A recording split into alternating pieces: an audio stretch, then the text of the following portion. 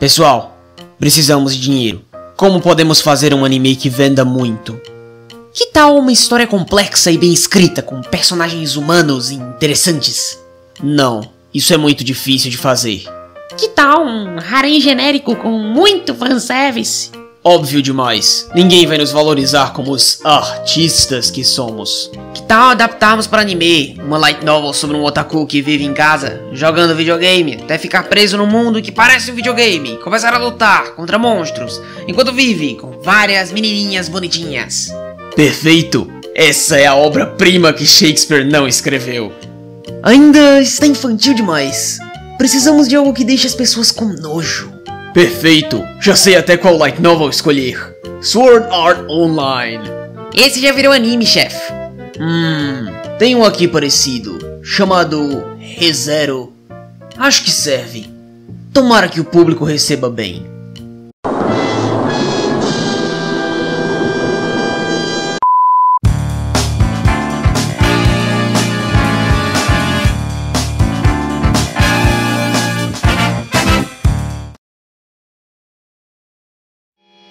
Na comunidade dos otakus, é extremamente comum o endeusamento de um anime em lançamento.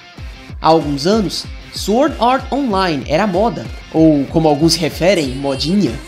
Depois de algum tempo, animes como Shingeki no Kyojin, Tokyo Ghoul e, mais recentemente, Erased ficaram extremamente famosos entre os fãs mais casuais.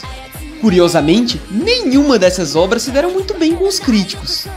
Será que este paradigma será quebrado com ReZero? Vejamos. Para começar com os pontos positivos, é aqui, nos valores de produção, que ReZero realmente brilha. A trilha sonora transmite bem a sensação desejada pelo diretor. Seja suspense, tensão, tristeza ou felicidade, a música é sempre bem usada. Na verdade, posso estender esses elogios para a direção do anime. Nas cenas emocionais, há uma combinação de boa dublagem, boa coloração e boa trilha sonora. Nas cenas violentas, que por sinal são muito violentas, o esquema de cores sombrio, junto com uma trilha sonora tenebrosa e uma animação dolorosamente lenta, fazem o espectador sentir emoções parecidas com as dos personagens. O traço do desenho também é bem feito, embora um pouco fofinho demais para as cenas mais sérias. A animação é bem acima da média, especialmente nas cenas de ação. Se quiser um exemplo, você pode ver o AMV de ReZero, que eu fiz aqui no canal. Propaganda sem vergonha de mim mesmo. Check. Depois de elogiar tanto esse anime, você talvez se pergunte se sequer existem pontos negativos que valem a pena mencionar. Se essa é a sua opinião, recomendo que olhe para a duração desse vídeo e das próximas partes dele, pois eu estou apenas começando. É deveras inocente supor que não há aspectos negativos em um desenho animado cheio de meninas fofinhas. Olá, quem é você mesmo? Eu sou o Snob, doutorado em crítica de desenhos japoneses. Suponho que precisará de meu auxílio para apontar o quão horrível o roteiro desta porcaria é. Tá, deixa eu só terminar minha transição, ok? Como eu ia dizendo, se uma boa direção é como uma maquiagem que embeleza qualquer obra, o roteiro de ReZero é como uma mulher feia que tenta mascarar sua feiura usando essa maquiagem. A partir desse ponto, o vídeo estará cheio de spoilers. Mas não é como se você não tivesse assistido esse anime, não é mesmo? Se ainda assim você quer evitar spoilers e saber minha conclusão, vá até a parte final dessa série de vídeos. Para os que ficam, comecemos nossa jornada pela história de ReZero. ReZero Kara Hajimeru Isekai Seikatsu, ou Revivendo do Zero em um Mundo Novo, começa apresentando seu protagonista, Subaru, como um otaku que vive em casa jogando videogames. Já que a história não se importa, e nem vai se importar, em explicar por que ele se tornou um antissocial, elaborei uma tese que justifica tal fato. Subaru sofria bullying porque tem o mesmo nome de um carro. Ao apresentar esse protagonista, o anime alterna entre uma cena tranquila de Subaru no mercadinho e uma cena sombria do futuro sofrimento pelo qual Subaru passará ao fim do episódio. Se você está se perguntando por quê, explicarei. Os diretores não querem que os otakus dropem o anime antes do fim de um episódio de 40 minutos. Se não fosse por essa única cena, todos iriam passar o episódio inteiro achando que ReZero é algum slice of life num RPG, ao invés da história violenta que é. Voltando ao anime, tudo está tranquilo, até que Subaru pisca e surge em outro mundo. Assim, sem nenhuma explicação. E fica pior, porque esta porcaria não só esquece de explicar por que Subaru foi levado a outro mundo, como também esquece de explicar o que aconteceu no mundo que ele deixou. Ele não tinha família, conhecidos, um emprego? É esta porcaria que estão chamando de anime bom hoje em dia?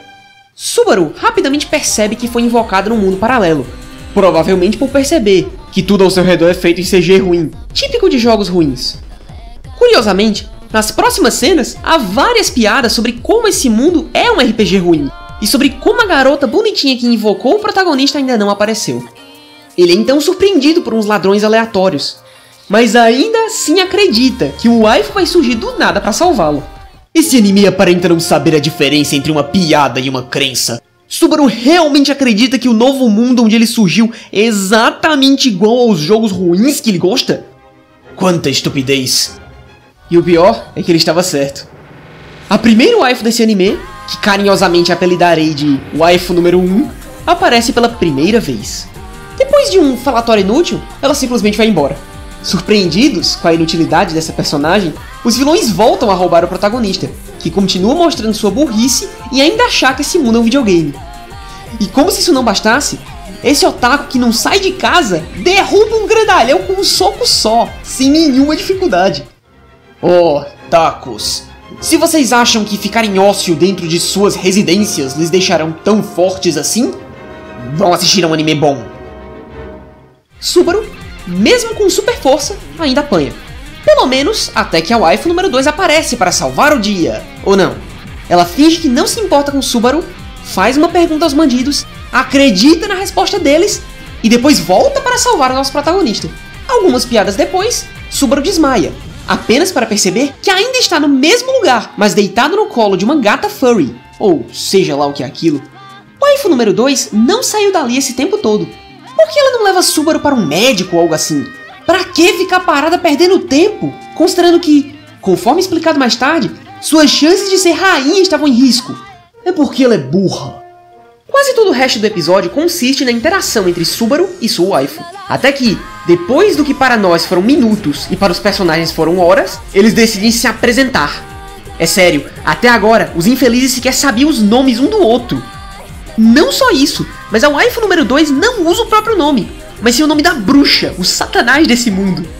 Provavelmente não por coincidência, waifu número 2 também se encaixa na descrição física de tal bruxa, conforme os próximos episódios revelam. Assim, fica óbvia que há relação entre as personagens. São mãe e filha? Irmãs? Clones? Não sei. E não é como se fossem explicar isso nos próximos episódios. Depois desse papo, Subaru e a waifu número 2 salvam uma garotinha perdida, conversam mais um pouco, até que finalmente arranjam uma pista de quem roubou a insígnia, a waifu número 1. Mas quando eles finalmente seguem a pista, temos uma pausa para um tutorial de como os espíritos funcionam nesse mundo. Já se passaram 20 minutos de episódio, e até agora, fora aquela única cena no começo do episódio, nada sério ou sequer relevante aconteceu. Quando essa porcaria fica boa? Em seguida, morre todo mundo. O protagonista revive, mas como ele é burro também, não percebe que reviveu. Vamos esclarecer uma coisa. Subaru, 20 minutos atrás, percebeu em 5 segundos que estava num mundo mágico de fantasia igual a um jogo, mas agora não percebe que reviveu. Escritor dessa light novel, por favor me explica. Subaru é um inteligente personagem que sabe a situação que se meteu, no bom e velho estilo Deadpool, ou ele é só um carinha normal, só que burro? Não dá pra ser os dois. Outra coisa, por que ele revive? Sei que ia ser alguma magia da bruxa maligna, mas a questão aqui é por que ela faz isso? Especialmente da forma que faz. Voltando, as cenas que acabamos de ver se repetem, mas dessa vez o protagonista sabe o que fazer para resolver a situação. E não só derrota facilmente os ladrões, como vai direto para o lugar onde foi brutalmente assassinado e se encontra com um grandalhão que também tinha sido brutalmente assassinado. Ainda assim, Subaru não percebe que reviveu. Aprendemos que a waifu número 1 é conhecida do grandão que morreu, e logo que ela chega, Subaru negocia comprar a insígnia roubada que a waifu número 2 queria. Mas não é só Subaru que está interessado na insígnia. Surge sua rival, uma mulher vestida como dominatrix. Acredito que seja relevante ressaltar o fato de que, até o momento, todas todas as personagens femininas são meninas fofinhas ou mulheres ultra sensuais. Não achem que isto é por coincidência, até porque todas as mulheres no anime inteiro são assim. Quando nosso protagonista ganha a disputa pela insígnia, a mulher se revela como a vilã que matou todo mundo e que vai fazer isso de novo. Ficamos sabendo também que, além de sexy, a vilã é extremamente sádica, apenas confirmando minha suspeita de que ela era algum tipo de dominatrix. No fim das contas, todo mundo morre de novo, Subaru revive de novo e o episódio acaba. Finalmente terminou! Quem foi o imbecil que teve a ideia de fazer um primeiro episódio com desnecessários 40 minutos de duração? Vários dos eventos anteriores se repetem, já que Subaru reviveu.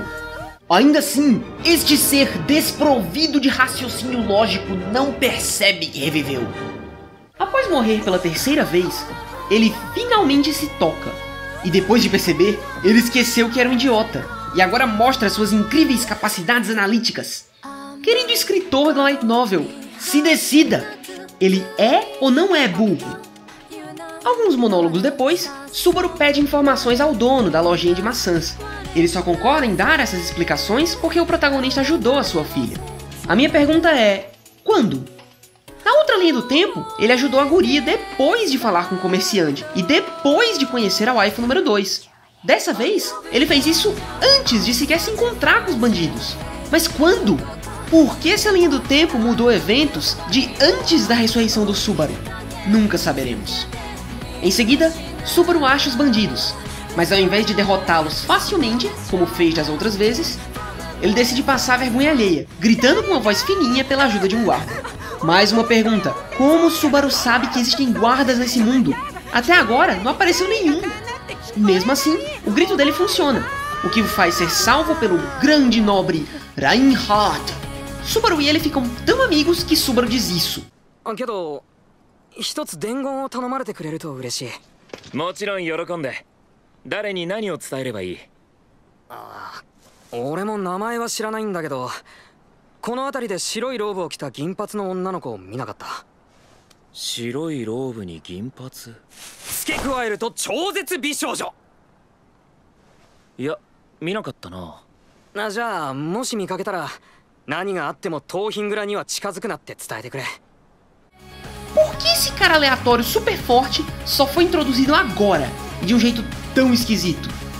É porque o autor vai precisar dele para salvar a pátria mais tarde. Sério, é só pra isso mesmo.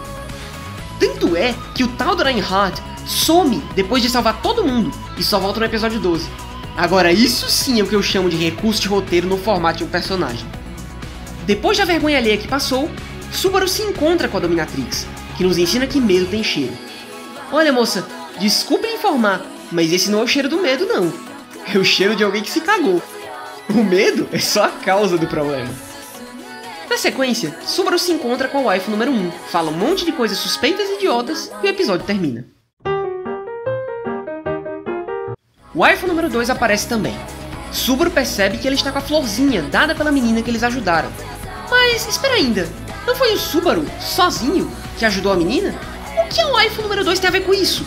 Como ela ganhou aquela flor? Essas são simples evidências de uma história bem escrita.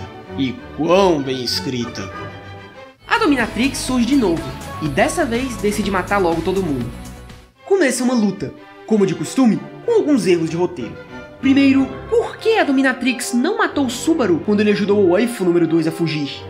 Segundo, não acham conveniente que a waifu número 1, depois de fugir, se encontrou com exatamente o mesmo indivíduo que Subaru tinha conhecido mais cedo, que também por coincidência é mais forte que a Dominatrix? Chame do que quiser, este tipo de conveniência é o tipo de um roteiro ruim. Bom, pelo menos a luta é legal. No fim, aquele ruivo com nome alemão soltou um poderzão do caramba e acabou com a luta. O autor nem tentou pensar num jeito de resolver a situação, ele só apelou mesmo. O pior é que a vilã nem sequer morreu, apenas fugiu, sabe-se lá como, só para aparecer de novo mais pra frente na história. Também para aparecer no futuro, a waifu número 1 é levada pelo ruivo, e acaba o episódio.